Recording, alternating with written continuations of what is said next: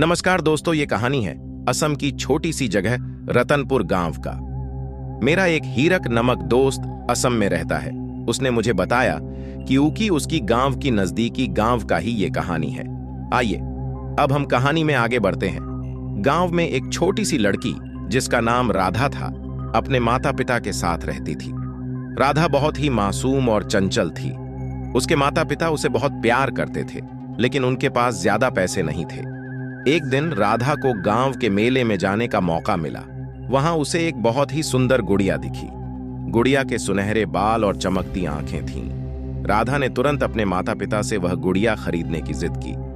माता पिता ने अपनी स्थिति को देखते हुए उसे समझाने की कोशिश की, लेकिन राधा के आंसुओं के आगे वे हार गए और उन्होंने गुड़िया खरीद ली।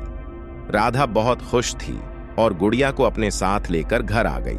उस रात राधा ने गुड़िया को अपने पास सुलाया और सो गई। आधी रात को अचानक राधा की आंख खुली। उसने देखा कि गुड़िया की आंखें चमक रही थीं।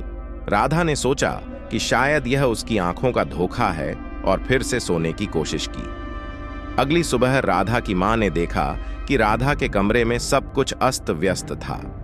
उन्होंने इसे राधा की शरारत समझा और ज्यादा ध्यान नहीं दिया। लेकिन अगले कुछ दिनों में अजीब घटनाएं घटने लगीं। कभी राधा की किताबें फट जातीं, कभी उसके खिलौने टूट जाते। राधा ने एक रात अपने माता पिता को सारी बातें बताईं। माता पिता ने सोचा कि यह सब राधा की कल्पना है और उसे नजरअंदाज कर दिया। लेकिन उस रात कुछ बहुत भयानक हुआ। राधा की मां ने आधी रात को चीखें सुनी और जब वे राधा के कमरे में पहुंचे तो उन्होंने देखा कि राधा की गुड़िया हवा में तैर रही थी और उसकी आंखों से खून की धाराएं बह रही थीं। राधा की मां ने तुरंत गुड़िया को उठाया और घर से बाहर फेंक दिया। लेकिन जैसे ही वे वापस आईं, गुड़िया फिर से राधा के बिस्तर पर बैठी मिली। यह देखकर सभी के रोंगटे खड़े हो गए। अगली सुबह गांव के पुजारी को बुलाया गया। पुजारी ने बताया कि यह गुड़िया शापित है और इसमें एक आत्मा का वास है।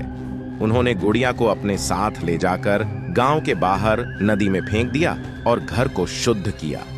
राधा और उसके परिवार ने उसके बाद राहत की सांस ली। लेकिन कभी-कभी जब गांव की नदी के पास से गुजरते तो उन्हें लगता कि वे सुनहरी बालों वाली गुड़िया उन्हें देख रही है। गांव में अब भी लोग कहते हैं कि अगर रात को नदी के पास से गुजरें तो कभी-कभी उन्हें गुड़िया की हंसी सुनाई देती है। यह कहानी अब भी गांव में डर और सस्पेंस का कारण बनी हुई है और कोई भी उस गुड़िया के बारे में बात करने की हिम्मत नहीं करता। इसी के साथ आज का कहानी समाप्त हुआ। फिर मिलेंगे एक नई कहानी के साथ।